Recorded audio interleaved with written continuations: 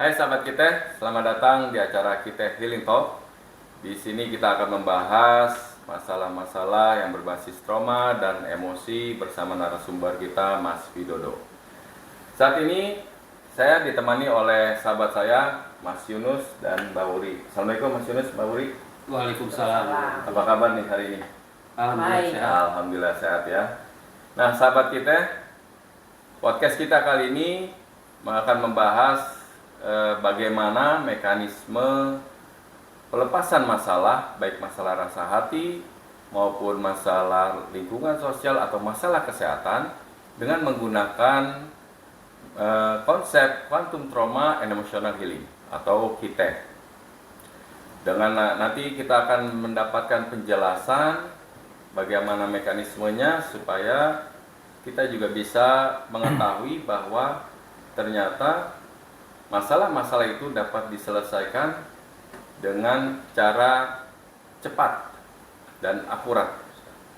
Nah, baik, narasumber kita Mas Widodo sudah siap. Assalamualaikum Mas Widodo. Waalaikumsalam. Apa kabar nih kali ini? Alhamdulillah baik.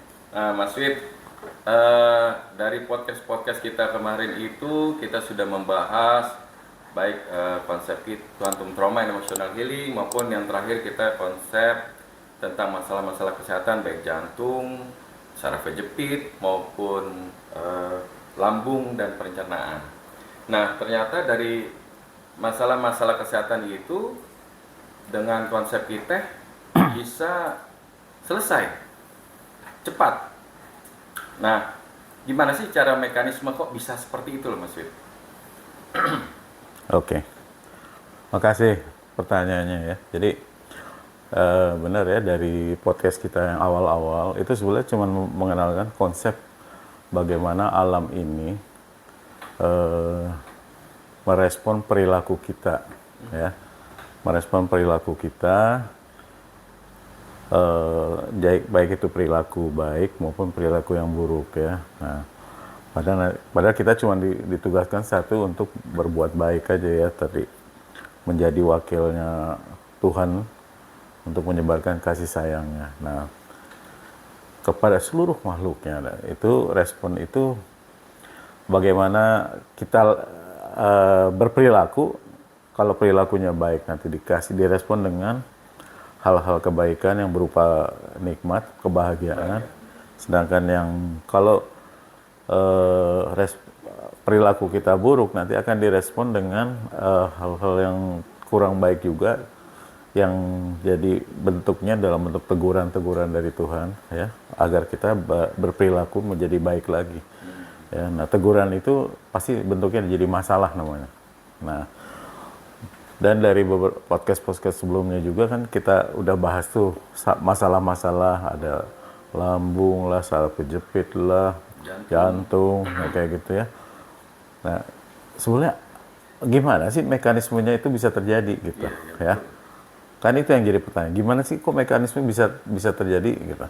Nah, sumber masalah masih ingat nggak? Ada 3 dulu. Masalah spiritual, fisik, dan emosi. Nah, nanti kita coba jelaskan masing-masingnya ya. Tapi kita mulai dulu nanti dengan emosi dulu ya. Dengan emosi.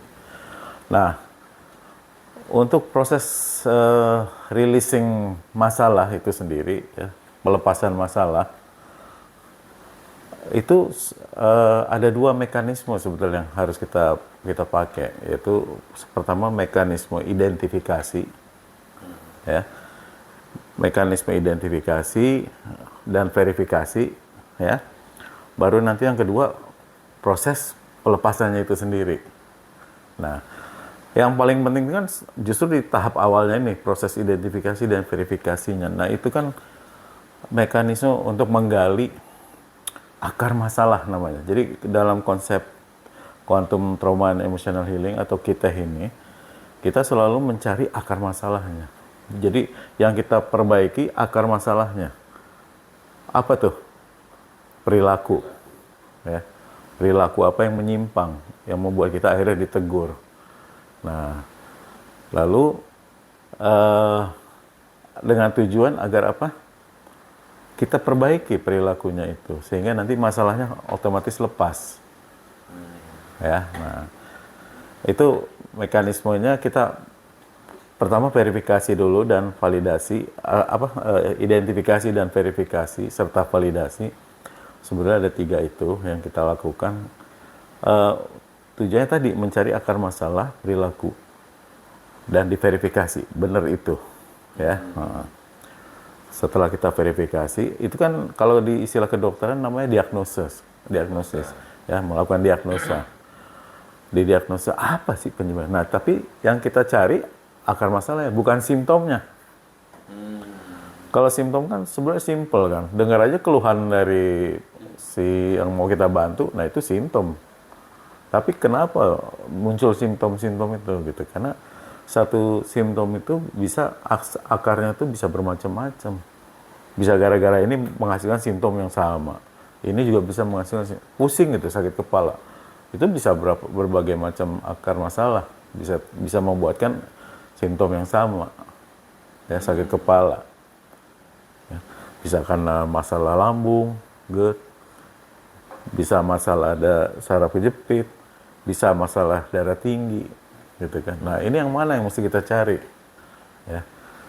Sama juga sebenarnya dengan teknik kedokteran juga sebenarnya kan gitu, dicari juga penyebab. Tapi kedokteran nggak pernah mencari sedalam keperilakunya yang menyebabkan itu, karena memang belajarnya beda, ya. Kalau dokter itu cuma memang semuanya pasti akibat fisiologi lah, masalah-masalah fisik yang menyebabkan apa. Nah, kalau kita beda pakem, ya. Yang kita seseorang bermasalah itu fisik memang ada, tapi nggak seberapa. Tapi 95% karena perilaku yang menyebabkan ditegur dengan emosi negatif yang nanti akan berpengaruh pada organ-organ tubuh apa yang berpengaruh terkait dengan emosi tersebut, gitu. Ya, nah, jadi tahap awalnya adalah kita melakukan namanya tadi identifikasi dan verifikasi, ya. Nah, identifikasi dan verifikasi. Di sini kita menggunakan satu alat, ya, satu alat teknik, ya, yang kita sebut dengan kinesiologi. Nah, kinesiologi ini sebetulnya kalau diterjemahin dalam Indonesianya itu disebut tes otot. Terjemahan mudahnya disebut tes otot, ya. Tes untuk memverifikasi atau mengidentifikasi menggunakan tes otot. Otot apa? Otot persendian sebetulnya, ya, karena nanti kita menggunakan tekanan pada area-area yang mau kita, otot mana yang mau kita uji sebetulnya, gitu, ya. Nah, otot itu macam persendian kan banyak sekali nih, banyak sekali.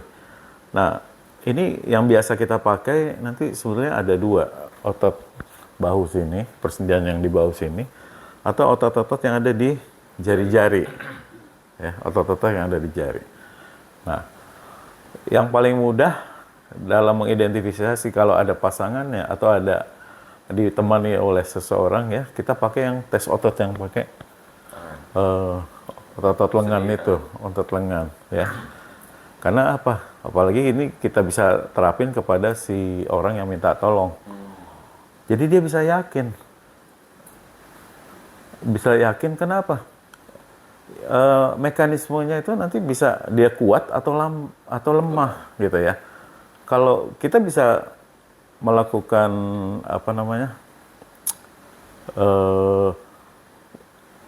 niat, ya, dengan sebuah niat untuk kita bilang kalau dia kuat berarti dia benar, tapi kalau lemah berarti ada yang salah, gitu. Jadi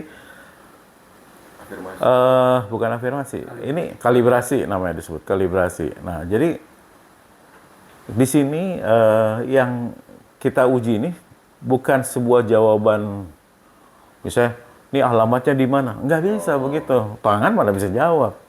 Ini sifatnya istilahnya flip-flop. Iya atau tidak, 1 atau 0, gitu aja kan. Nah, jadi cuman benar atau salah, iya atau tidak, gitu. Makanya kita di sini pandai-pandai menggunakan kalimat yang untuk menjawab, untuk memverifikasi statementnya benar atau salah, gitu. Jadi contoh, si ini punya masalah dengan lambung. Kalau memang benar kalibrasinya apa? Kuat. Berarti kalau ditekan sekencang apapun dia masih bisa tekan dan bisa tahan. Tapi kalau dia jatuh, berarti memang dia punya masalah dengan lambung. Kebalik. Tapi kalibrasinya ada kalau dia benar kuat. Jadi kalau ditekan ternyata dia kuat, berarti dia punya masalah. Tapi kalau sampai turun, berarti dia nggak ada masalah. Atau kalibrasi kita balik juga. Itu bisa kita bolak-balik juga kalibrasinya. Ya.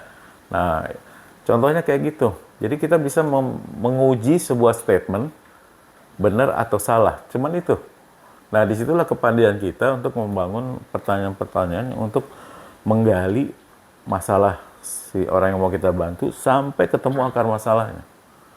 Itu latihannya nanti memang banyak di situ. Namanya latihan identifikasi atau mendiagnosa akar masalah.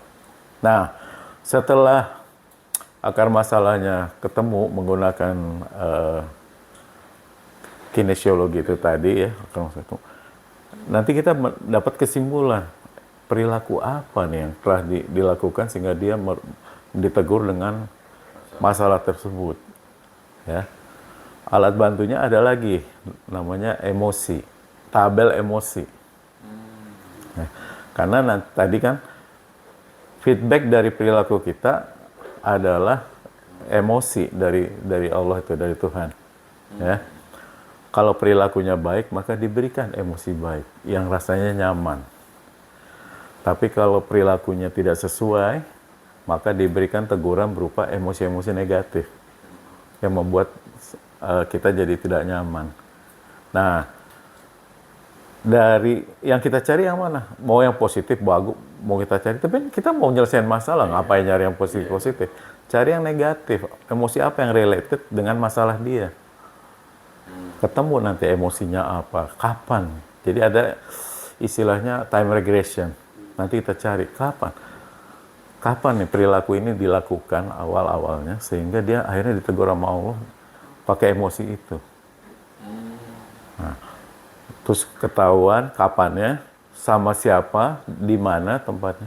Akhirnya orang itu nanti bisa menyimpulkan, oh iya nih yang kejadian dulu sama ini nih. Ini dulu begini-begini kita.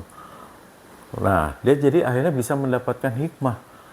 Oh iya ya, akhirnya saya lakukan ini dan saya melakukan perilaku yang salahnya seperti ini. Ternyata itu nggak boleh ya, gitu. Nah, yang diharapkan sebenarnya muncul kesadaran itu kan. Oh, jadi itu sebenarnya nggak boleh ya. Sehingga apa? Kedepannya mau diulangin nggak? Enggak, insya Allah nggak diulangin jadinya. Karena dia tahu salahnya apa. Nah, sekarang setelah udah ketahuan masalahnya, kalau tadi dia bersikap untuk tidak mau mengulangi, itu kan untuk masa depan. Tapi yang sekarang gimana ngelepasin masalah yang udah lagi dirasain sama dia? Nah, masuk ke tahap kedua, yaitu proses pelepasan masalah. Nah, pelepasan masalahnya, di situ ada teknik yang, kalau kita bergerak dari emosi dulu ya, kan ada 3 tuh, spiritual, fisik, maupun emosi. Ya, Mas, alat bantu identifikasinya pakai apa ya Mas? Oh ya, saya juga lupa tadi. Jadi, untuk menjelaskan dalam mengidentifikasi tadi, mendiagnosa, itu ada beberapa alat bantu yang kita pakai ya. Yang pertama adalah tabel-tabel emosi namanya. Nah, tabel emosi itu ada 2 jenis, yaitu tabel yang untuk emosi original. Masih ingat kan, emosi original itu adalah emosi yang baru pertama kali pernah dirasakan atas perilakunya, yang tidak ada acuan emosi sebelumnya gitu. Nah, sedangkan satu emosi traumatik, yaitu emosi yang diberikan muncul lagi karena pernah ada emosi acuan sebelumnya gitu ya, yang pernah dirasakan. Nah, untuk tabel original, yang emosi original itu kita menggunakan tabel dari hasil penelitian Ibu Louise Hay, Ibu Louise L. Hay ya. Nah, tabelnya namanya landasan emosi dari berbagai macam penyakit. Nah, di situ di tabel itu ada nama-nama penyakitnya. Lalu emosi yang related itu kira-kira apa dari hasil pengalaman dan penelitian beliau, ya. Nah, jadi kita pakai dua tabel emosi ini sebetulnya blessing, ya, keberuntungan kita karena kita memulainya di akhir abad-abad ini gitu ya, karena penelitian ini baru dilakukan sama mereka di abad 20 itu gitu ya, di tahun 1900-an. Nah, kita jadi nggak usah mengulang mencari karena butuh waktu dan butuh keahlian kan. Nah, ternyata mereka udah melakukan itu dan kemudian udah dipublish sehingga kita, wah, alhamdulillah kita bisa pakai dan ternyata cocok. Cocok sekali untuk konsep kita ini menggunakan tabel itu. Sehingga dia bisa menjadi alat bantu, referensi acuan untuk mencari akar masalah. Nah, ya. Nah, kalau dari Ibu Louise L. Hay tadi adalah tabel berbagai macam penyakit, landasan penyakit dari berbagai macam emosinya gitu ya. Nah, di situ nanti ada misalkan alergi penyebabnya apa. Nah, misalkan saya bacakan sedikit ya, contoh tabelnya nanti. Nah, misalkan gini, alergi penyebabnya adalah penyangkalan tentang kekuatan diri sendiri. Maksudnya apa tuh? Nah, maksudnya ini adalah orang tuh akan ditegur dengan alergi oleh Allah, oleh Tuhan, karena apa? Dia belum apa-apa sudah menyatakan dirinya nggak, atau bukan menjat, dia meragukan kemampuan dirinya untuk menghadapi tantangan masa depan. Gitu. Misalkan ya, dia dapat promosi untuk naik pangkat misalnya, atau mendapat tugas pindah ke luar kota, atau menghadapi ujian. Nah, belum di jalan, baru dikasih informasinya aja, dia udah langsung khawatir. Mungkin nggak ya nanti bisa, nanti kalau di sana ada masalah-masalah gini gimana nanti. Nah, itu bukan overthinkingnya, tapi bisa juga gara-gara dia overthinking, dia akhirnya berperilaku kayak gitu. Tapi ada orang yang nggak pakai overthinking pun, dia dipenuhi dengan ketakutan, padahal belum dijalanin. Jadi apa yang salah di situ perilakunya? Lah, dijalanin aja belum, tapi udah dipenuhi ketakutan dan kekhawatiran. Nih kalau kita sitir kepada ayat-ayat di Al-Quran, kan ada kalimat yang menyatakan gini, tidaklah kuuji di luar umatku di luar kesanggupannya. Jadi kalau dia berpegang pada Tuhan, dia pasti harusnya yakin bahwa pasti bisa. Tapi nggak sombong kan ya? Bukan sombong, keyakinan. Keyakinan bahwa dia bisa, sehingga dia nggak ada keraguan. Nah, keraguan itu produk siapa? Setan. Produk setan yang selalu memberikan waswisu namanya, yaitu prasangka-prasangka negatif dengan dasar ketakutan dan kekhawatiran. Dia ngikutin setan. Gimana nggak ditegur? Tegurnya berupa masalah. Dalam hal ini alergi namanya. Gitu. Kalau contoh lain apa Mas? Yang kemarin kan jantung coba. Jantung ya. Jadi kalau jantung di sini disebutnya dengan serangan jantung. Serangan jantung. Ya. Nah, serangan jantung itu penyebabnya perasaan kesepian dan takut ditinggalkan, ya. Merasa tidak cukup baik dan takut gagal. Nah, kalau saya sering bilangnya bahwa ini orang udah merasa nggak dianggap. Nggak dianggap kan udah ngerasa nggak dicintai, terus karena dia menyesal, dia juga punya pemikiran bahwa dianggap karena saya udah nggak berani lagi melakukan apa, karena takut gagal lagi, sehingga akhirnya ditinggalkan sama orang-orang kan. Itu salah satu, tapi yang paling penting dia merasa tidak dianggap. Kalau di rumah nggak dianggap sama siapa misalkan, atau seorang suami nggak dianggap lagi sama istrinya, dia merasa nggak dicintai, itu bisa bikin masalah serangan jantung loh. Di kantor juga gitu. Lah, saya pernah punya klien merasa nggak dianggapnya di mana? Di lingkungan pengurus masjid. Cuma merasa nggak dianggap di lingkungan itu. Pasang ring. Sebelumnya berarti cukup dianggap berarti ya? Cukup. Tiba-tiba harus dianggap. Nah, jadi gitu. Nah, di situ yang saya sampaikan cuma, lah, kok kita bergantung penilaian kita sama manusia. Oh iya.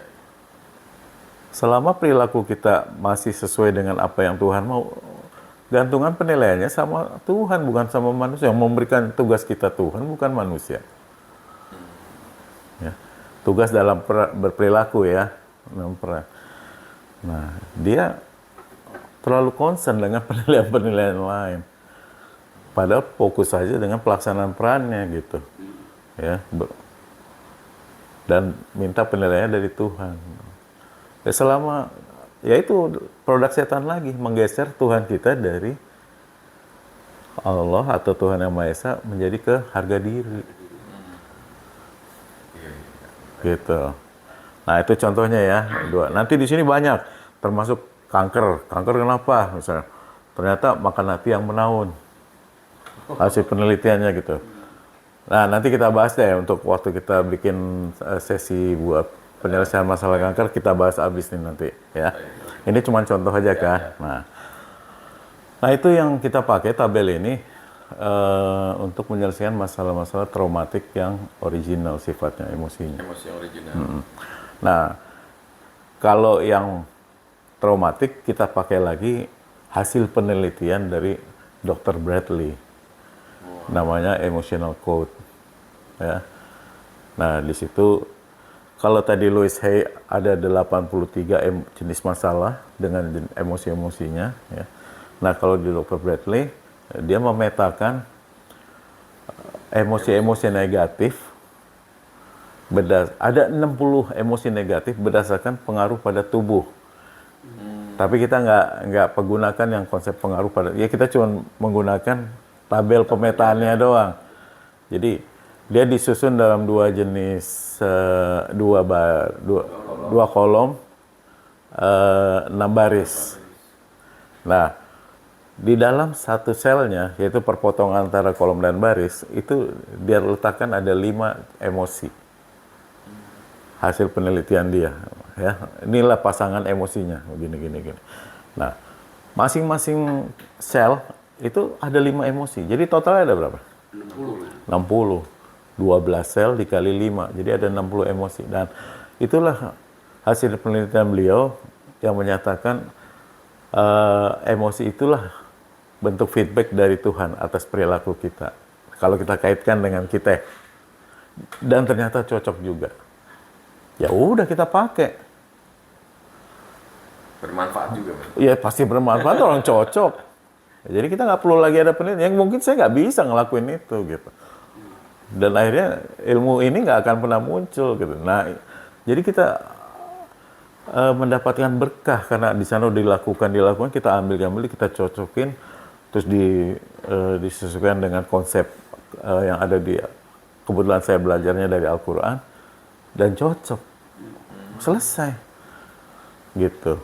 Nah, alat bantu yang lainnya ada dari konsep kebutuhan dasar manusia. Ada 3, yaitu kebutuhan untuk memiliki kebebasan atau dilibatkan dalam menentukan hal-hal yang terkait dengan dirinya. Lalu yang kedua, kebutuhan untuk diakui. Dan yang ketiga, kebutuhan untuk dicintai. Nah, itu kebutuhan basic. Nanti dari situ balik lagi, emosi apa lagi, atau ada spiritual, atau ada fisik gitu. Tapi itu bisa dipakai dalam mendeteksi awalnya. Nah, ini biasanya berlaku pada anak-anak yang atau Susah jatuh. rebel, udah jadi masalah gitu. Kenapa sih dia masalah? Oh, karena dia lagi merasa tidak diakui atau merasa tidak. Nah, kalau dia tidak diakui, dia akan caper namanya, cari perhatian. Dia bikin masalah-masalah kecil supaya dia diperhatikan. Nah, tapi yang bahaya kalau dia udah merasa tidak dicintai, dia jadi musuh. Dia akan bikin kita jadi susah. Karena prinsip dasarnya, saya sudah susah, kamu harus ikut susah. Bahkan kalau bisa lebih susah. Bahaya juga. karena jadi musuh. Nah, nanti apa penyebabnya? Kita cari lagi emosinya, apa kayak gitu. Ya, nanti arahnya ke situ lagi. Akar masalah mesti dicari lagi, ketemu, selesaiin. Nah, ya, nanti penyelesaiannya kan pakai teknik yang kedua ya. Nah, yang pertama ini kita ngomong masih dalam konsep diagnosis atau identifikasi masalah. Nah, yang keempat, kita bisa pakai yang namanya bejana tabung energi, ya, bejana energi. Jadi pada dasarnya manusia ini adalah tabung energi kasih sayang namanya, yang nilainya dari 0 sampai 100. Nah, pada tabung itu atau bejana itu, ya, di bawah, paling bawah ada 6 keran untuk membuang atau membocorkan energi. Nah, ini hasil 6 ini adalah perilaku kita yang mengikuti setan, pengaruh setan. Maka salah satu dari keran ini nanti akan terbuka, membocorkan energi itu, ya. Apa aja kerannya? Putus asa, sedih dan kecewa, takut, nafsu, marah dan sombong. Nah, nanti kita cari mana yang kebuka. Lalu setelah kita tahu mana yang kebuka dan bocor, kita cari tahu lagi apa yang bikin dia bocor, akar masalahnya apa. Nah, insya Allah nanti kita bisa tutup dia. Itu kan merasa yang pengaruh dari setan ya? Dari setan. Nah, bejana itu sendiri tadi ada 6 pembocor, tapi cuma 1 pengisinya, kerannya. Namanya sedekah yang ikhlas. Nah, standar seseorang itu tidak bermasalah. Kan tadi dari 0 sampai 100. Energinya minimum harus 53 unit. 53. Minimum 53. Di bawah itu berarti dia lagi bermasalah. Entah itu masalah kesehatan atau masalah hubungan sosial. Ya, hubungan sosial. Nanti kita cari lagi tuh, identifikasi lagi pakai kinesiologi. Kenapa dia bocor? Emosi apa yang menyebabkan dia bocor? Bahkan bisa 3 kan, spiritual atau fisik gitu. Tapi kebanyakan fisik enggak lah. Biasanya antara 2, emosi atau spiritual. Gitu ya. Nah, di situ. Nah, itulah alat bantu yang biasa kita pakai, ada 5 itu. Ya. Nah, nanti kalau sudah hasil identifikasinya jelas dan sudah terverifikasi atau tervalidasi bahkan gitu ya. Setelah kita verifikasi begini terus kemudian divalidasi sama si pelakunya sendiri, si orang yang mau kita, iya benar kita kan tervalidasi namanya. Berarti akar masalahnya kena. Baru kita masuk ke tahap kedua yaitu pelepasan masalah, proses pelepasan masalah. Nah, itu yang dengan tobat dan memaafkan gitu ya? Kalau iya dengan tobat dan mau, atau satu lagi mendoakan, ya, mendoakan atau berdoa di situ. Nah, mungkin sebelum kita jauh, ini kan rekan-rekan dari kita semua nih yang sudah pernah belajar. Coba tolong dicontohkan proses penggunaan kinesiologi untuk identifikasi atau diagnosa. Coba. Sebelum kita masuk ke pelepasan ya. Gimana Mas Yunus? Bisa nggak praktekkan nih? Biar sahabat kita lihat nih. Jadi kita nggak main-main, nggak kaleng-kaleng. Jadi nggak kaleng-kaleng. Bukan. Ini kan kita juga nggak bisa meyakinkan penonton. Ini cuma contoh bahwa nanti kalau salah tuh jatuh atau kayak gitu. Oke, silakan Mas Yunus. Oke. Pak Willy, pinjam tangannya ya. Ya. Harus kembali loh. Silakan. Jadi ini kita akan gunakan teknik kinesiologi yang menggunakan otot bahu ya. Ya. Otot bahu. Jadi kita pakai otot bahunya Mbak Wuri ini. Nah, nanti sebelum kita melakukan tes ini, kita harus mengkalibrasi dulu. Nah, yang melakukan kalibrasi adalah si terapis, gitu ya. Nah, sekarang saya kalibrasinya adalah kalau jawabannya Mbak Wuri ini salah, ya, itu kuat. Tapi kalau benar jatuh. Jadi kalau iya jatuh, kalau tidak atau salah itu kuat, ya. Nah, ini sekarang saya mau pakai untuk tes pengujian ini materinya nama. Ya, saya mau pakai nama. Nanti saya tanya Mbak Wuri namanya, nanti Mbak Wuri pertama jawab dulu untuk nama yang benar. Nah, nanti yang kedua baru pakai nama yang salah. Nama siapa kek, nama Om Andre kek juga boleh. Ya, oke, kita mulai nih sekarang ya. Jadi posisi untuk di kinesiologi itu adalah di hampir di tengah ya, tapi mungkin agak mundur sedikit. Nah, cuman nanti kalau misalnya memang kekuatan dari si kliennya memang cukup besar, orangnya besar gitu, ini bisa dengan memundurkan lagi supaya bisa balance kekuatannya gitu loh. Karena kalau orangnya besar, kalau kita masih di sini tuh kadang-kadang suka nggak jatuh gitu loh. Makanya kita mesti mundur. Nah, ini saya cobain ya. Mbak Wuri saya tanya ya namanya ya. Oke. Mbak, namanya siapa Mbak? Wuri. Wuri. Tadi kalibrasinya kalau salah kuat ya. Kalau benar turun ya. Oke. Namanya? Wuri. Wuri. Tahan ya Mbak ya. Nah, turun. Artinya iya, benar. Nah, sekarang satu lagi saya mau tanya lagi. Mbak Wuri nanya yang jawabnya nanti dengan nama yang lain. Namanya siapa Mbak? Lupita Jones. Lupita Jutek. Oke, Lupita. Lupita Jones. Lupita aja deh ya, Lupita. Oke. Ini kalau benar nih jatuh nih, ya. Tahan ya Mbak.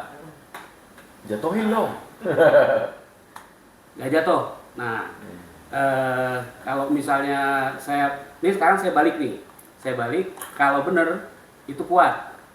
Kalau jatuh itu salah ya. Oke, sekarang jawab nama yang benar dulu Mbak. Namanya siapa? Wuri. Mbak Wuri namanya. Tahan ya Mbak. Nah, Benar. kuat kan? Berarti benar. Sekarang yang kedua nih, namanya siapa Mbak? Luciana. Luciana. Tahan Mbak. Nah, jatuh. Nah, seperti itu. Jadi itu yang kita pakai, kita gunakan di dalam konsep kita ini untuk tadi memverifikasi dan menvalidasi masalah yang akan kita cari gitu, akar permasalahan yang akan kita Coba cari. misalnya contohnya cek apakah Mbak Wuri punya masalah dengan jantungnya. Oke. Ya, ini kita udah masuk ke organ. pengecekan ya. Apakah Mbak Wuri saya kalibrasinya lagi, kalau kuat itu tidak, kalau jatuh iya ya. Apakah Mbak Wuri punya masalah penyakit jantung ya? Apakah Mbak Wuri punya masalah penyakit jantung? Tahan ya Mbak. Iya. Berarti iya. Masih punya. Ya kan? Nah, coba siapa? Kan kemarin udah kita bahas jantung, kan ada 4 kemungkinan. Oke. Jantung bengkak, koroner, pembengkakan jantung, koroner, aritmia, sama bocor atau ya? bocor. Oke, Coba yang satu-satu mana? kita cek nih. Apakah Mbak Wuri punya masalah jantung koroner? Tahan ya Mbak. Enggak. Kebocoran? Kebengkakan? Bengkak, jantung bengkak, tahan ya Mbak. Enggak juga. Aritmia? Aritmia, tahan ya Mbak.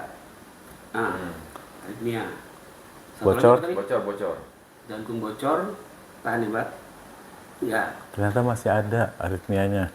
Tapi nggak pernah kumat. Nggak apa-apa, karena nggak ada pemicunya. Nanti kita cek lagi kenapa masih ada. Ya. Seperti itu. Nah itu mekanismenya. Tapi bisa juga pakai yang jari-jari ke otot persendian di jari-jari. Ori. Nah itu bisa. Mungkin Mas Andre yang pernah jago untuk menggunakan ini. Ya pakai ini, tahan di sahabat kita bisa mencoba di rumah juga. Ini pakai O-ring, ini antara telunjuk dan jempol itu ditekan, dan satu lagi yang telunjuk kanan Untuk untuk melepaskan. melepaskannya.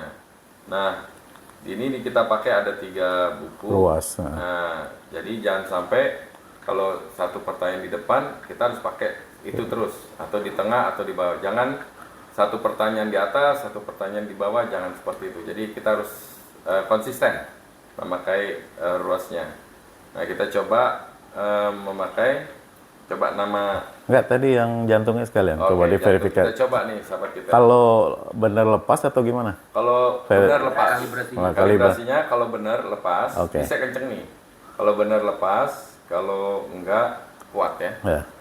Mbak Uri punya masalah penyakit jantung. Kalau benar lepas ya. Lepas. Oh, Nah, lepas. sekarang coba lambung. Coba Mbak Uri punya masalah lambung. Kalau benar lepas. Enggak. Nah, Enggak. jadi kalau jantung lepas. Jantung lepas.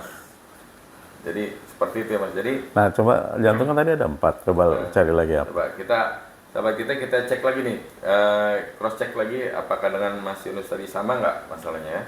Mbak Uri punya masalah jantung koroner. Kalau benar lepas ya. Enggak. Bengkak. Apakah pembengkakan jantung? Enggak. Apakah kebocoran jantung? Enggak. Apakah aritmia? Oh iya sama. Sama ya. Jadi Nggak masih bisa. ada aritmia. Iya. Nah, penggunaan yang tadi yang kedua yang pakai O-ring istilahnya yang dari sini tadi kekuatan daya jepit jari ini dipergunakan kalau kita nggak punya pasangan untuk menggunakan sendi, otot sendi yang di sini yang di lengan. Jadi kita pakai sendirian tuh dari gini, kuat. Jadi kita bisa identifikasi sendiri, ya, baik buat diri sendiri maupun surrogate, ya, mencek jarak jauh. Kita bisa pakai seperti itu, ya. Jadi alatnya itu 2 untuk. Nah sebetulnya masih ada alat-alat lain yang bisa kita pakai untuk identifikasi selain dari kinesiologi. Ada pendulum, ada yang namanya doser, ya. Ada lagi yang namanya apa itu satu lagi? Bobber. Ada bobber, doser, pendulum, gitu ya. Atau ada teknik-teknik lain lagi gitu ya. Nah, cuman itu kan pakai alat yang kita kontrol sendiri, ya. Nanti masalahnya yang mau kita bantu yakin apa enggak? Kok pendulum bisa muter kanan, bisa muter kiri, atau goyang-goyang kanan gitu ya. Nanti mereka kekurangan keyakinan, itu kan bisa-bisanya diputer. Tapi kalau dengan kinesiologi dia ngerasain sendiri kuat atau tidak kuatnya, dia jadi ikut yakin. Nah, soalnya dalam konteks ini, keyakinan itu sangat penting. Kalau seseorang mau dibantu sama terapis kita, tapi dia nggak yakin, mendingan nggak usah. Nanti isinya denial semua. Dan nanti nggak akan ketemu akar masalah dan nggak pernah bisa selesai masalahnya. Jadi buang-buang waktu. Nah, makanya saya nggak encourage penggunaan alat-alat bantu lain dan saya lebih senang menggunakan kinesiologi gitu. Ya. Nah, oke, mungkin dari segi identifikasi atau diagnosa cukup segitu ya. Nah, dari hasil diagnosa itu tadi, baru kita lakukan pelepasan masalah. Kan udah ketahuan nih, dengan yang emosi tadi, dia dengan time regression, akhirnya ketahuan. Perilaku itu kapan dilakukannya, di mana, berhubungan dengan apa, atau siapa. Ya. Sehingga nanti kita, tujuannya apa? Supaya yang bersangkutan tadi yang mau kita bantu, ingat perilaku apa yang dia telah lakukan, sehingga dia mendapatkan teguran itu gitu. Nah, begitu dia ingat, kan dia jadi akhirnya nggak akan melakukan pengulangan. Dia punya kesadaran untuk tidak melakukan pengulangan lagi, karena tegurannya nggak nyaman, nggak enak.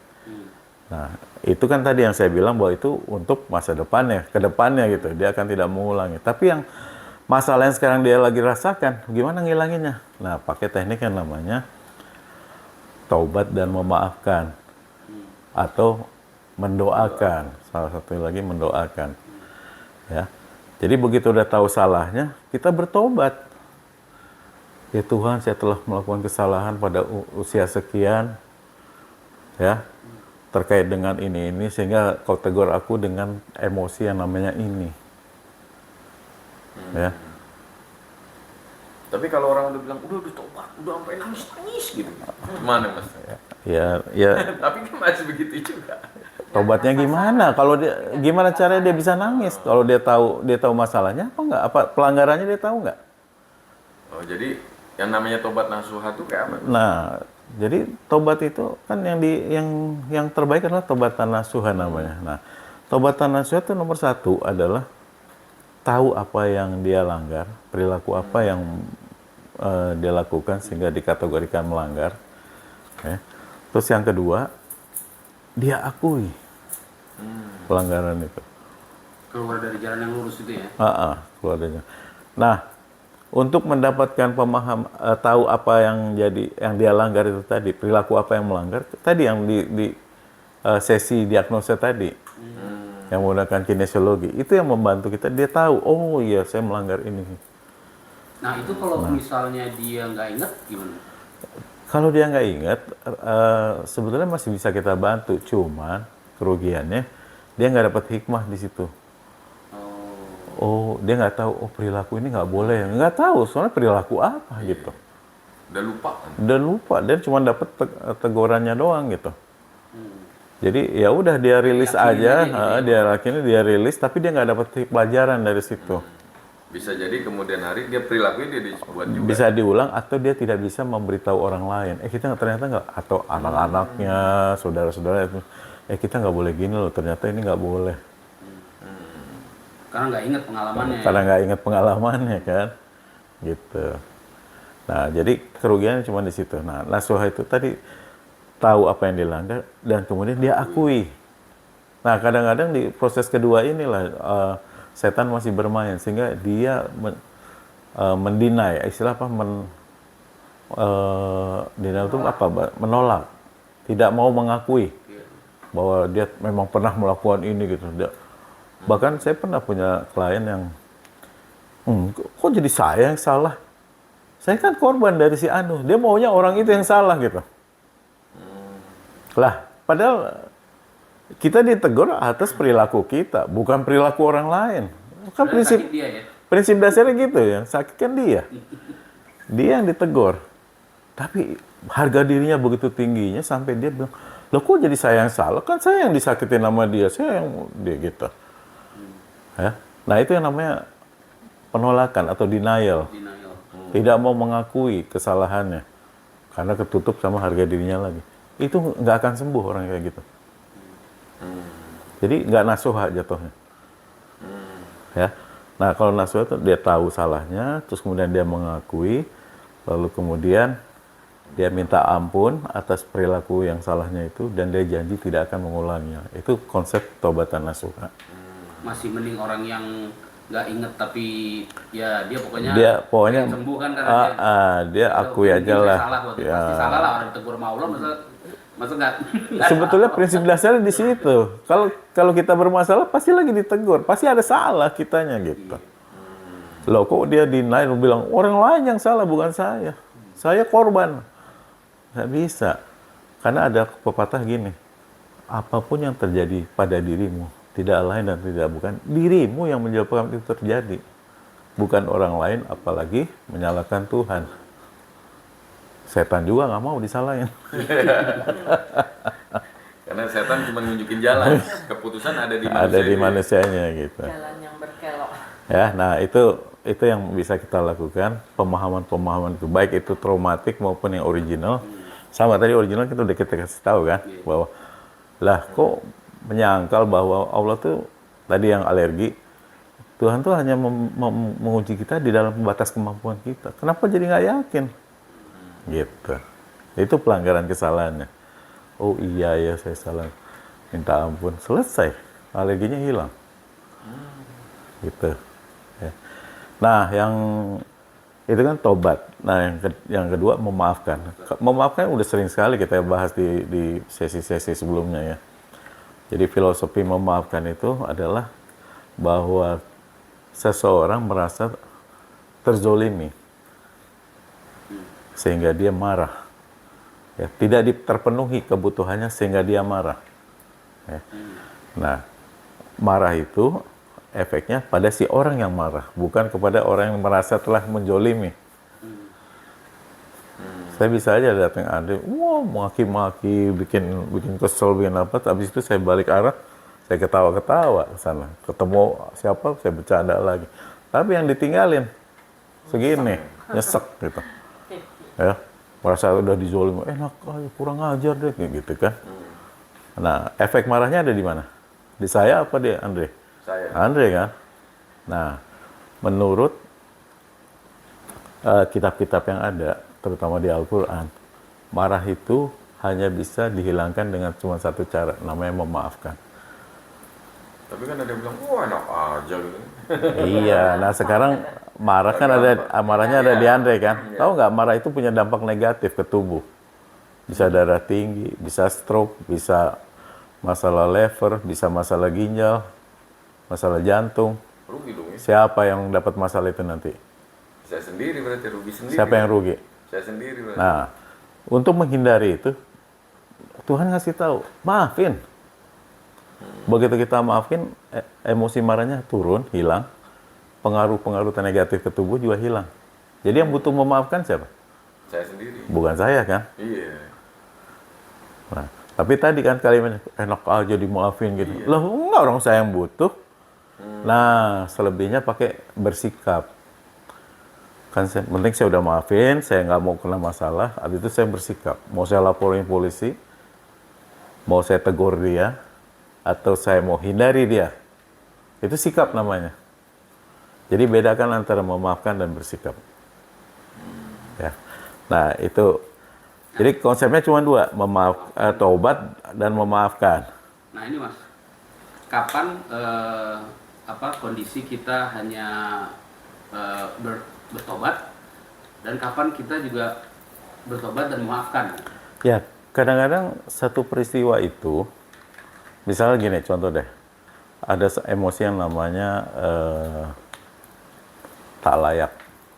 Nah, ya, Itu emosi di namanya tak tabel layak. itu Di tadi. tabel Dr. Bradley, ya? ya, ada emosi namanya tak layak. Nah, tak layak itu bisa ada dua kemungkinan, merasa dirinya tidak layak atau merasa diperlakukan tidak layak. Nah, kebanyakan yang merasa diperlakukan tidak layak. Ya. Nah, kalau merasa diperlakukan layak, kesalahan dia apa?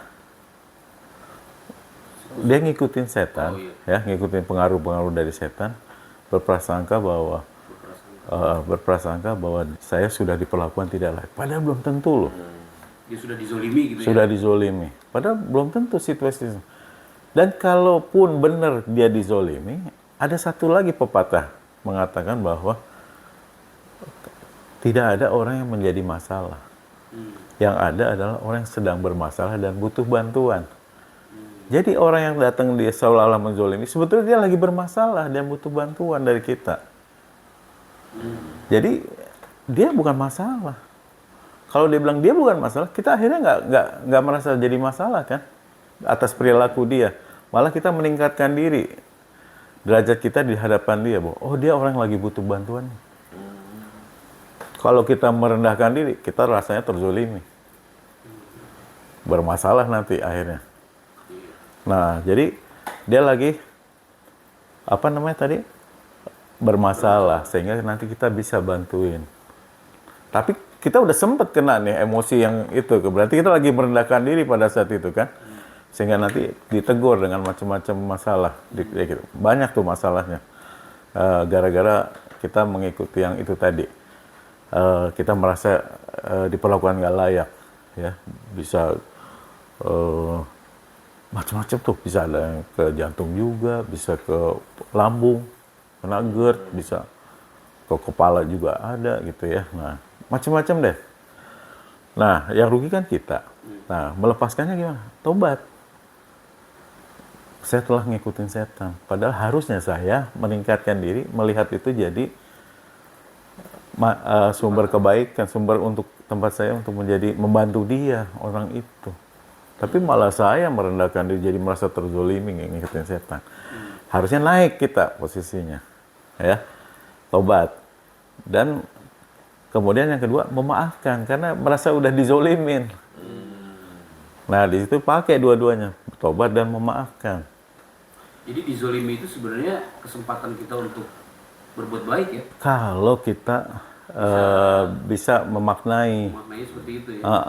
Bukan malah diperangin bukan gitu. malah jadi kita jadiin masalah gitu.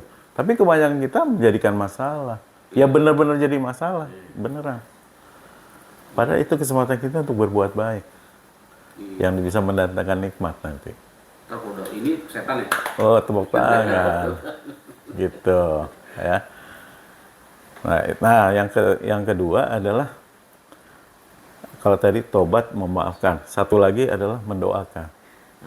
Nah, karena emosi ini, ya, bisa saja didapat waktu kita dari masa kecil atau dalam kandungan dari ibu. Nah, Sampai sejauh itu ya Mas? bisa sejauh itu, ya, menyebabkan perilaku kita seperti ini karena dulu pada trauma waktu dalam kandungan atau waktu pengasuhan masa kecil. Nah, sementara yang mengasuh atau mengandung kita udah nggak ada misalkan, atau tidak ada di tempat ini. Gimana Cak? Ya kita doakan si ibu kita, tapi kita mintakan lepaskan pengaruh negatifnya dari diri kita. Nah, insya Allah beres. Kira-kira contohnya apa yang bisa dalam kandungan itu? Saya pernah kasus autisme. Autis. Oh ya lagi banyak nih. Autis ya. Nah, ternyata dari beberapa kasus yang saya tangani mengenai autis, itu semua asalnya dari kandungan ibunya. Dari perilaku ibunya waktu mengandung anak itu umur 3 bulan. Dan emosinya namanya terbebani. Berarti yang mengalami situasi itu sebenarnya ibunya. Si ibunya, bukan si anak. Kalau ibunya masih ada, siapa yang mesti doa? Ibunya. Yang mesti tobat?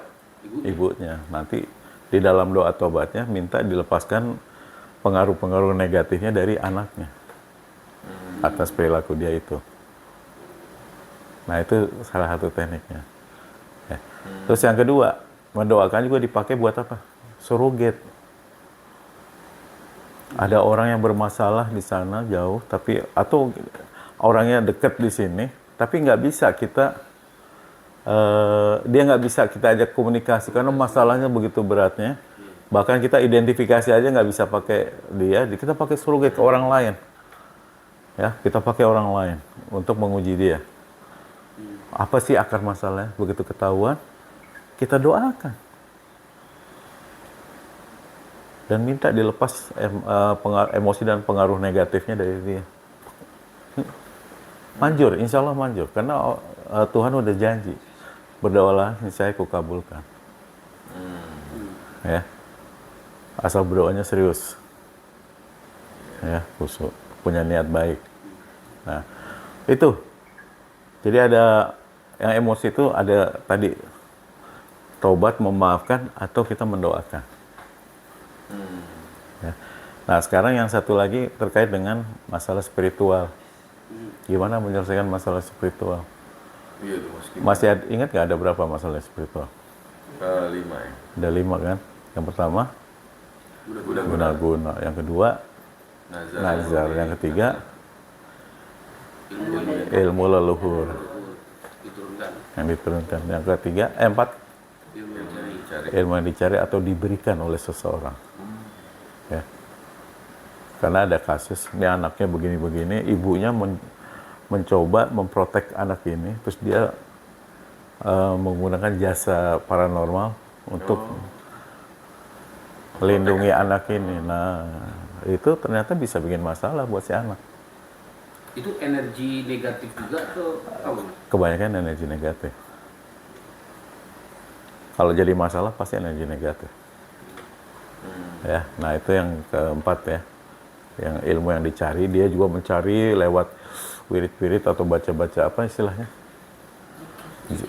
Zikir atau ini ada istilahnya jampi-jampi atau amalan, rapalan-rapalan gitu ya. Yang jampi-jampi istilahnya. Yang dibaca berulang-ulang. Nah itu bisa datangin energi negatif. Nanti bikin masalah. Nah yang terakhir, yang kelima apa? Memang lagi diuji sama Allah. Kayak Nabi Ayub. Nah sekarang gimana menyelesaikan itu? Semua kita kembalikan berkomunikasi dengan yang maha kuasa, pemilik alam ini. Siapa? Tuhan yang Ya Tuhan yang Maha Esa atau Allah itu. Jadi kalau ada orang diguna-guna, nggak usah khawatir. Ternyata kita tinggal minta sama. Tapi sebaiknya jangan kita cuma nge-guide ya. Terapis ini meng-guide si kliennya untuk dia berdoa sendiri. Kita ajarin cara doanya. dikte aja, Bang. Kita ajarin cara mintanya bahwa dia minta perlindungan dulu dari pengaruh-pengaruh energi negatif atau setan gitu ya. Lalu kemudian dia menyatakan situasinya bahwa saya pada saat ini sedang ada energi negatif yang mempengaruhi dirinya dan perilakunya. Dirinya dan perilaku. Ini kalau energi negatif ada dua ya, dari guna-guna, dari leluhur, atau yang tadi dicari. Ya. Kalau nazar lain lagi nanti. Ya. Jadi dia menyatakan dulu kondisinya sama Tuhan bahwa saat ini ada energi negatif yang mempengaruhi dirinya dan perilakunya. Ya. Terus dia bilang bahwa Tuhanlah yang raja dari seluruh alam semesta dan semua tunduk patuh pada dirinya. Dan menyatakan diri lagi bahwa saya hanya meminta ya, perlindungan maupun meminta segala sesuatu hanya kepada Tuhan yang Maha Kuasa itu, nggak kepada yang lain. Nah baru dia minta, saya mohon agar emosi negatif yang ada pada diriku dicabut dan dilepaskan dari diriku. Lalu jauhkan dari diriku dan keluargaku. Selain minta energinya dicabut, Ya supaya jangan lari kemana-mana. Cabut dan jauhkan dari diriku dan keluargaku. Dan minta untuk di kemudian hari lindungilah aku dan diri keluargaku dari energi-energi negatif semacam ini lagi. Selesai, amin. Insya Allah diijabah. Dan langsung lepas. Gitu. Ya. Karena kita minta sama sumbernya. Si penguasa alamnya itu. Nah, lalu kemudian mesti kita lakukan apa? Sedapat mungkin kita cari orang yang mengirim itu siapa. Yang nggak suka sama kita itu siapa. Buat apa? Takutin. Nyarinya pakai apa? Kinesiologi lagi, alat bantunya, kinesiologi. Kita cari biar apa? Orang itu kan berarti lagi bermasalah sampai melakukan hal itu. Kita bantu. Kita bantu dia. Apa sih masalahnya dia? Kok dia bisa mau ngirim-ngirim hal itu? Dan kemungkinan besar selalu emosi. Dan emosinya kita dengan teknik yang mendoakan, kita doakan dia, gitu ya. Dilepas sehingga masalah itu dari dia. Insya Allah dia nggak ngirim-ngirim lagi. Jadi balik lagi benefitnya ke kita. Bukan mau balas dendam, bukan. Jadi kita solusinya total, komprehensif. Dan nggak perlu diomongin, si Anu kemarin nginin saya, nggak usah, rugi. Itu kita jadi gibah nanti. Bocor disombong. Nanti diuji dengan kesombongan, dan belum tentu nanti dia. Nanti iya belum tentu. bahayanya nanti orang itu jadi dimusuhin orang, kan kasihan. Nggak usah diomongin lah. Yang penting kita bantu aja, ikhlas. Udah, selesai. Kita cukup tahu dan kita bantu dia gitu untuk lepas masalahnya itu ya. Betul. Nah, kalau yang terkait nazar, ya, nah ini baru agak beda. Ya, nazar itu kan kalau menjadi masalah kalau kita lupa menjalankan nazarnya. Nazar itu sebenarnya perjanjian sama Tuhan. Ya Tuhan, ya Allah, aku mohon agar ini terjadi. Dan kalau memang ini terjadi, kalau ini terjadi nanti aku akan melakukan ini. Nah itu janjinya kan. Ya, aku mohon agar ini gini dan kalau ini terjadi nanti aku akan gini, gitu ya. Sembuhkanlah diriku ya Allah. Nanti kalau aku sembuh, aku akan berikan zakat kepada anak-anak ini, misalnya gitu. Ya, dikasih kesembuhannya sama Tuhan. Tapi Lupa. janji dia untuk memberikan zakat kepada anak itu dia lupain. Ditegur nanti sama Tuhan. Pakai masalah. Mana janjinya? Mana janjinya? Pakai masalah loh. Dan masalahnya aneh-aneh juga kadang-kadang. Ada yang sampai kehilangan suara gara-gara dia lupa menjalankan nazar. Sampai ke sana juga ya Mas. Ada yang sampai anaknya yang jadi korban. Karena dia nazarnya terkait anaknya. Oh, Jadi tergol lewat anaknya. Gitu. biar anaknya berhasil mungkin gitu ya. Kalau berhasil, saya mau ini gitu. Ternyata benar Karena berhasil. udah berhasil terus tapi dia lupa. Nah, anaknya tiba-tiba dapat masalah gitu. Itu nazar yang terkait anaknya. Terkait anaknya. Nah, jadi nazar itu bentuknya macam-macam dan itu kita deteksi pakai kinesiologi juga. Oh, ini nazar. Nazar apa sih? Berapa lama waktunya nazarnya tuh? Berapa lama yang lalu? Berapa bulan yang lalu? Berapa tahun yang lalu? Berapa minggu yang lalu? Kapan nazar itu Kapan diucapkan? nazar itu pernah dilakukan, diucapkan? Lalu kemudian terkait apa bisa kita bantu cari? Ya, supaya mudah ingatnya si orang yang mau kita bantu. Nah, kalau udah ingat masih ada masalah lagi. Yang pertama kalau dia memang nazar itu masih bisa dilaksanakan. Nah, dia tinggal gampang aja. Oke, saya janji Allah akan melaksanakan segera, selesai. Dijalanin terus selesai lah pasti. Nah, yang problem kalau dia udah nggak bisa, dia lupa apa nazarnya, ya. Yang kedua dia inget tapi udah nggak bisa dijalanin karena situasi udah berubah. Nah, itu mesti gimana? Ada tekniknya ternyata, yaitu kita minta dibatalkan nazar itu sama Tuhan, sama Allah. Bisa ya? Bisa. Jadi kita doa, minta ampun, udah nazar, lupa akan nazar-nazar kita, minta ampun, ya. Terus kemudian ungkapkan situasinya bahwa ternyata saat ini saya lupa telah bernazar itu, atau saya nggak bisa lagi menjalankan nazar itu. Lalu baru minta, saya mohon agar nazar itu dibatalkan untukku. Cuman ada satu syarat, kalau minta dibatalin, diganti dengan sedekah. Nah, sedekahnya nggak ada ukurannya, nggak ada ininya, yaitu sedekah seikhlasnya. Bebas. Ikhlas intinya. Dan niatkan untuk membayar nazar itu tadi, menggantikan nazar, membatalkan nazar. Gitu. Itu yang terkait dengan spiritual ya. Nah, kalau yang terkait dengan masalah fisik, ya memang ada kerusakan fisik, patah tulang, organnya rusak, nah kayak gitu.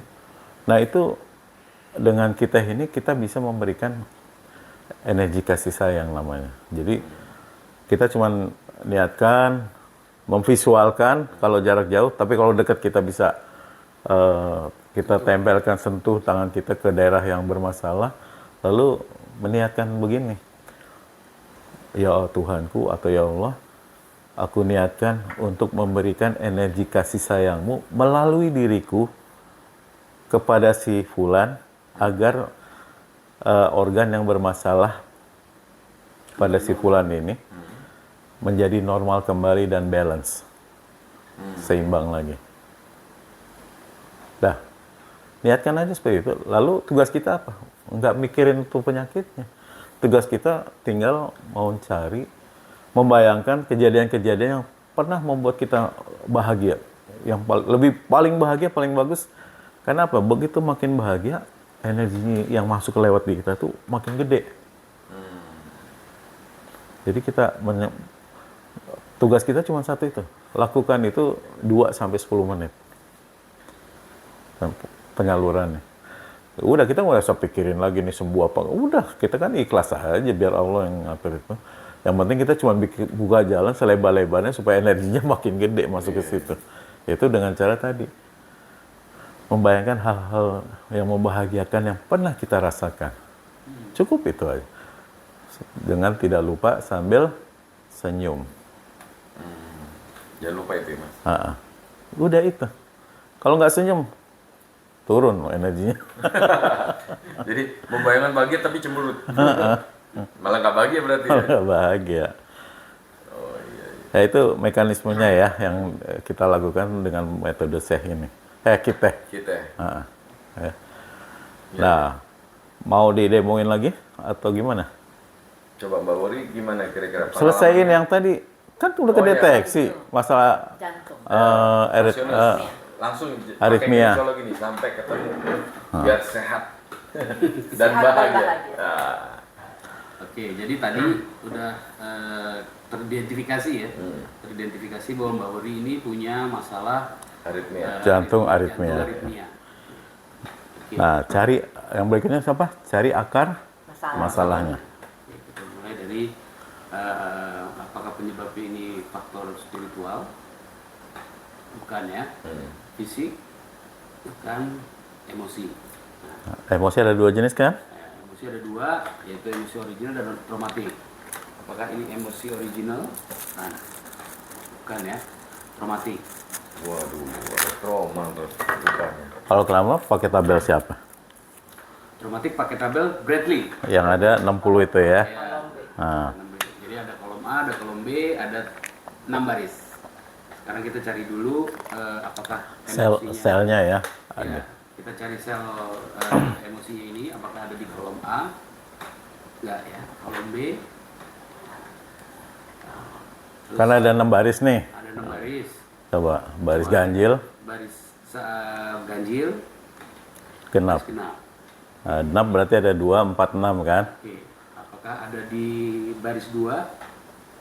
Baris 4? Apa tuh baris empat? Ada Hafal. 5. Kebetulan saya hafal. Iya, iya, iya. Oke, depresi, frustasi, ketidaktegasan. Nggak tegas. Nggak tegas. Tunggu, sebelum jauh. Hmm. Apa emosi traumatiknya? Cuma satu. Oh iya. Iya. Apakah ada emosi traumatiknya ini lebih dari satu? Tanya Pak. Enggak. cuma Oh satu. enggak, cuma satu ya. Ya udah, lanjutin. Oke, jadi terbebani. Nah, selanjutnya kita pengen tahu kapan sih kejadian emosinya ini nih? Kan traumatik nih. Kan traumatik. Kapan sih awal traumanya gitu? Nah, kita pakai time regression. Time regression. Kita tanya dulu nih, Mbak Uri umur berapa nih sekarang? Sweet ya. Sweet 17. 60 ya. Bagus. Berarti Anda sehat. 60 ya? Oke, 60.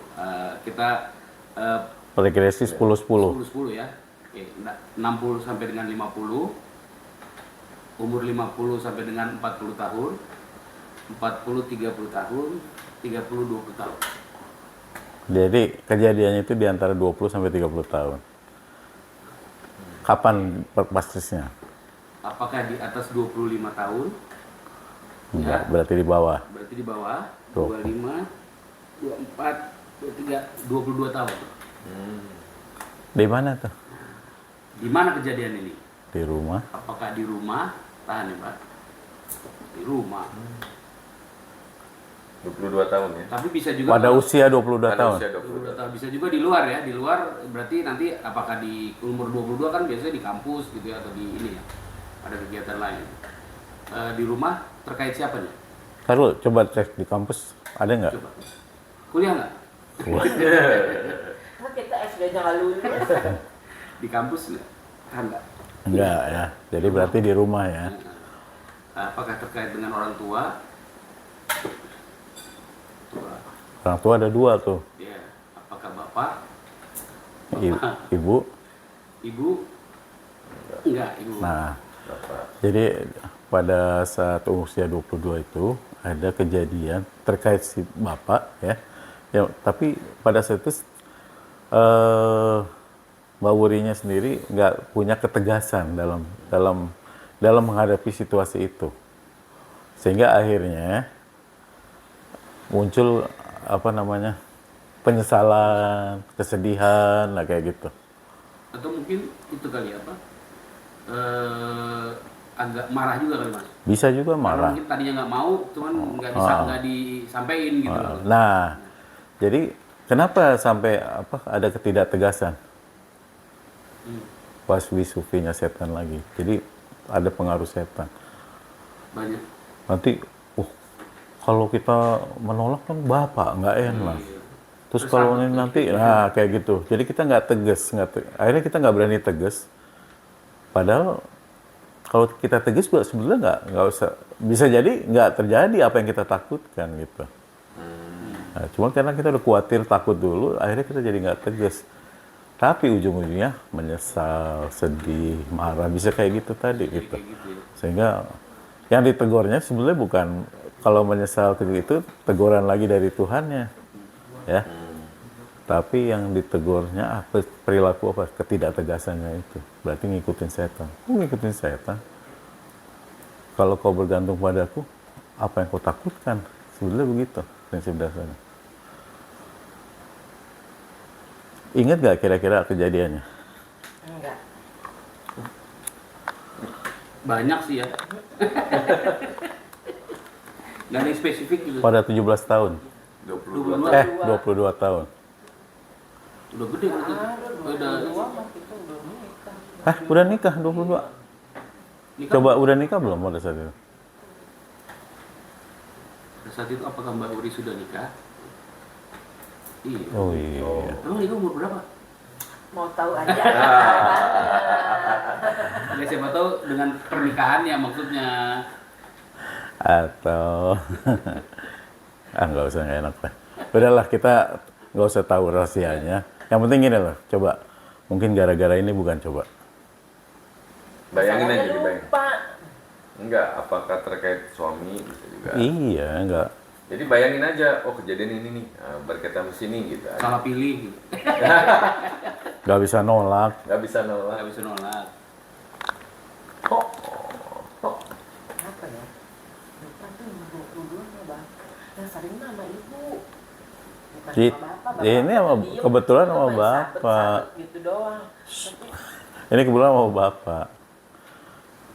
Ya udah, kalau nggak ingat, Nggak apa-apa. intinya kan tadi yang seperti saya ceritakan, dia nggak dapat hikmah. Nggak dapat hikmah. Jadi dia nggak bisa menceritakan atau ke anak-anaknya atau orang lain, jangan begitu, nanti ditegur gitu. Atau mengingatkan diri sendiri, jangan begitu, nanti ditegur lagi gitu kan. Nah, ya udah, sekarang apa tuh? Yang mesti dilakukan apa? Bertobat Bertobat. Melepasannya apa? Tobat dan dan memaafkan. memaafkan si bapak. Karena ada unsur menzoliminya mungkin di situ. Merasa, Merasa dizolimi. deh, di guide. Perlu di-guide nggak? ya. Enggak. Oke. Tapi Alhamdulillah. kalau untuk Iya kan buat contoh, harus kita mau guide. Ya, Maksud saya itu tadi. Iya Pak ya. Sekarang kita coba untuk melepaskan emosi ini, nanti ikutin saya. Dan kita cek hasilnya nanti. Kita cek lagi hasilnya. Oke. Kita istighfar dulu 3 kali. Astagfirullahaladzim. Astagfirullah.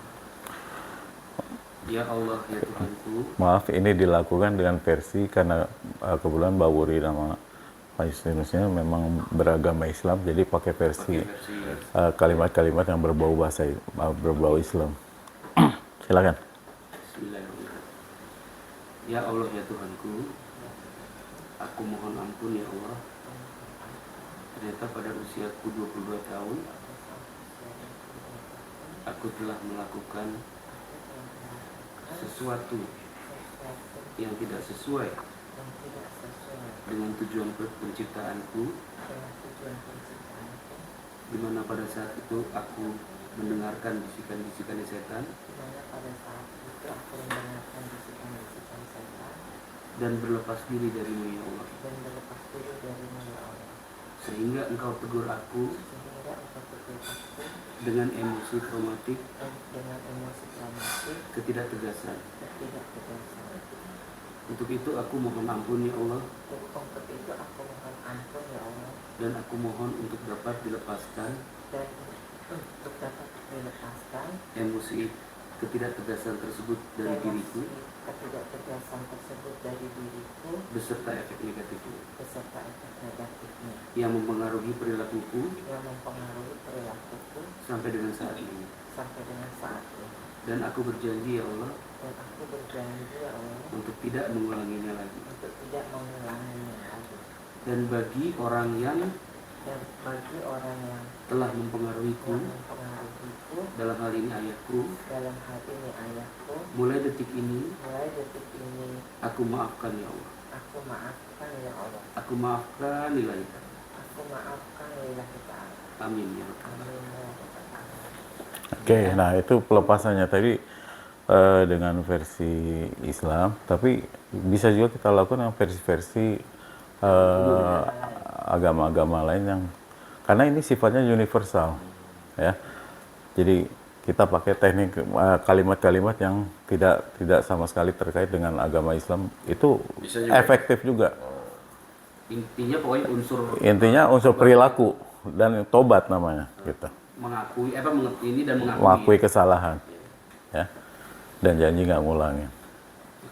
Oke, sekarang kita periksa efeknya. Tadi kan jatuh ya. Sekarang emosi ketidaktegasan di umur 22 tahun baru Wuri. Tahan ya Mbak ya. Oke. Sudah kuat ya? Mbak Wuri punya masalah jantung aritmia ya. Jantung aritmia. Tahan ya Mbak. Udah. alhamdulillah, ya. Jadi masalahnya alhamdulillah ketemu nih tadi. Padahal Mbak Wuri udah sempat menyatakan bahwa dia nggak pernah lagi dapat serangan aritmia loh gitu. Tapi ternyata masih ada satu bakat yang tersimpan. Ya. Potensinya masih ada dan alhamdulillah tadi ketahuan.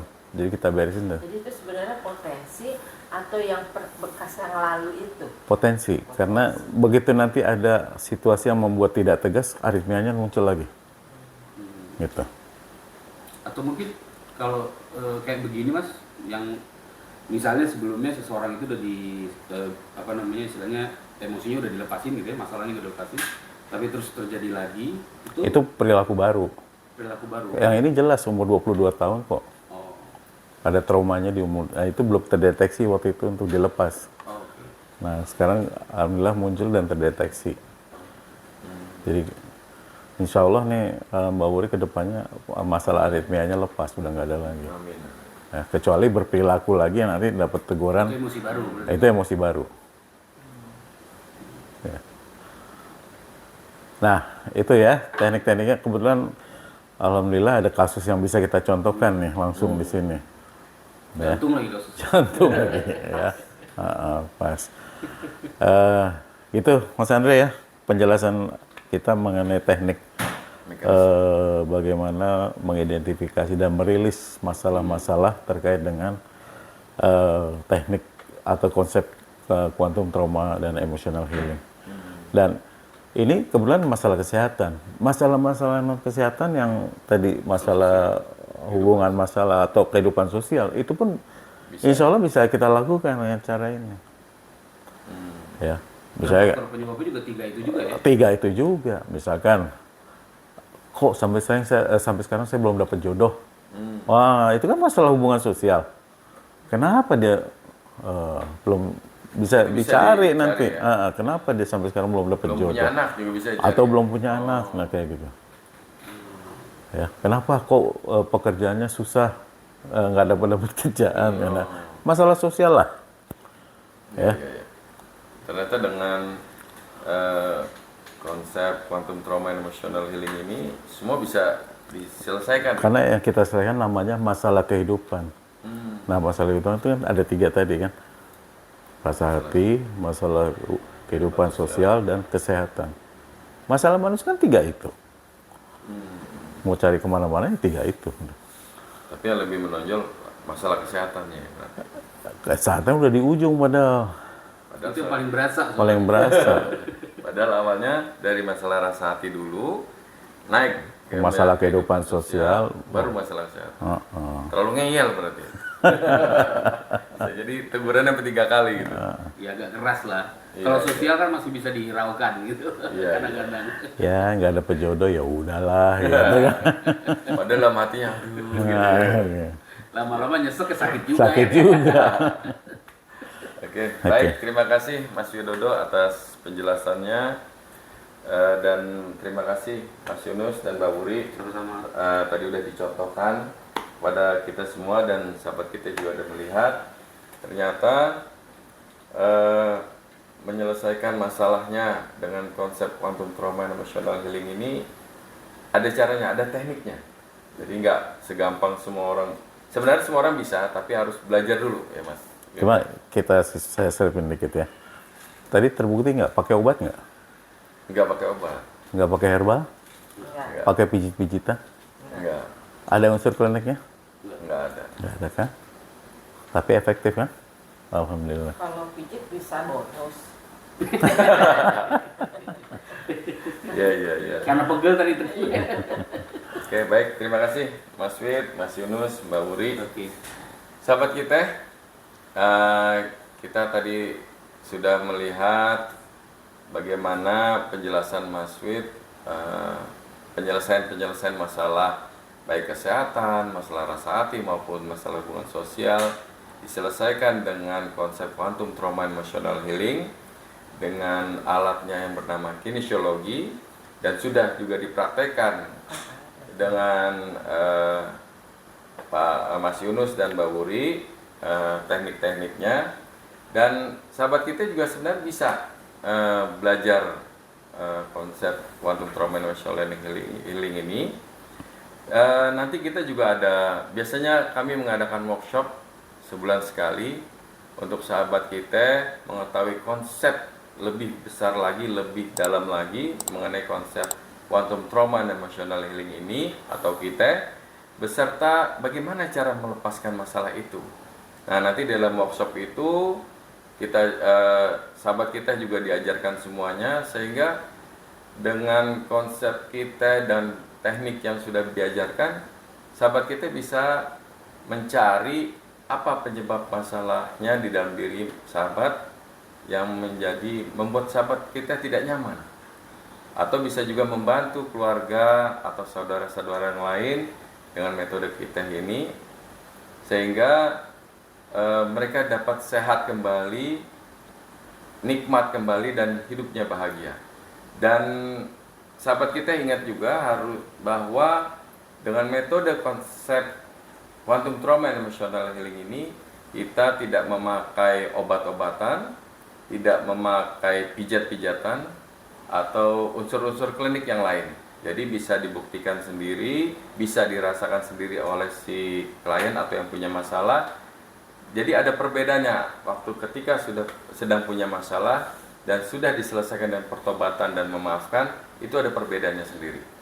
Jadi sahabat kita kalau ingin ikut bisa belajar konsep quantum trauma emotional healing ini, bisa hubungi kami nanti dengan saya, Andre, atau Mas Yunus, sehingga sahabat kita bisa berguna dan bermanfaat lagi bagi diri sahabat kita maupun dengan keluarga yang lain. Baik sahabat kita, ikuti terus kita Healing Talk dengan tema-tema berikutnya yang lebih menarik lagi, sehingga sahabat kita bisa lebih bermanfaat, penuh nikmat. Salam.